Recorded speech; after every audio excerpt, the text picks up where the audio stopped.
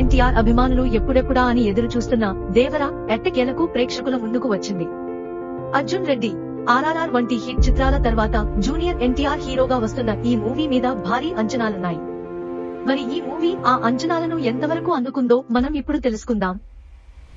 కథలోకి వెళ్తే అనే పోలీస్ ఆఫీసర్ అజయ్ యతి అనే గ్యాంగ్ స్టార్ ని పట్టుకునేందుకు తమిళనాడు బోర్డర్లోని రత్నగిరికి వెళ్తాడు. కానీ అక్కడ అతను దేవర జార్ ఎన్టీఆర్ అనే శక్తివంతమైన వ్యక్తి గురించి తెలుసుకుని అవాక్కవుతాడు. చిన్నప్పుడే సొర చేపను చంపి తెచ్చేంత ధైర్యం ఉన్న దేవర తనతో ఉండే రాయప్ప శ్రీకాంత్, భైరా సైఫ్ అలీఖాన్, కుంజతో కలిసి పెద్ద పెద్ద దొంగతనాలు చేస్తూ ఉంటాడు. కానీ ఒక సమయంలో దేవర తన మనసు మార్చుకుని దొంగతనం చేయకూడదని నిర్ణయం తీసుకుంటాడు. కానీ అంతా మారిపోయింది.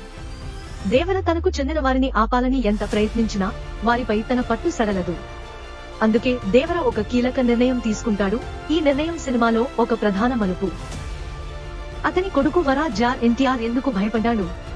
తంగం జాన్వీ కపూర్ వలన ఏమి జరిగింది? భైరా దేవరకు ఎదురు ఎందుకు చెప్పాడు? ఈ ప్రశ్నలకు జవాబు తెలుసుకోవాలంటే సినిమాలో చూడాల్సిందే. దర్శకుడు కొరటాల శివ తీసుకున్న పకడ్బందీ కథనం ఫర్గాటన్ ల్యాండ్స్ ఆధారంగా ఈ కథను రాశారు.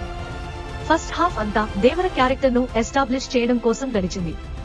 అద్భుతమైన యాక్షన్ సీక్వెన్సెస్, పవర్ఫుల్ డైలాగ్స్ తో ప్రేక్షకులు అచ్చెరువొందారు. కానీ సెకండ్ హాఫ్ లో కథ నెమ్మదించడమే కొంచెం నెగటివ్.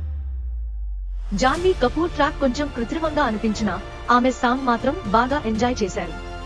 క్లైమాక్స్ లో సినిమా సెకండ్ పార్ట్ కోసం ఆసక్తికరమైన మలుపు ఉంది. దీని వలన ప్రేక్షకులు మరింత ఉత్సాహంగా సినిమా ముగింపును ఎదురు చూస్తారు.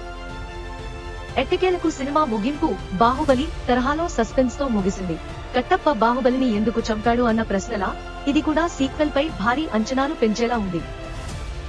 సంచలనాలు, పవర్ఫుల్ ఎన్టీఆర్ పెర్ఫార్మెన్స్, భారీ యాక్షన్ సీన్స్ కోసం దేవర తప్పక చూడాల్సిన సినిమా.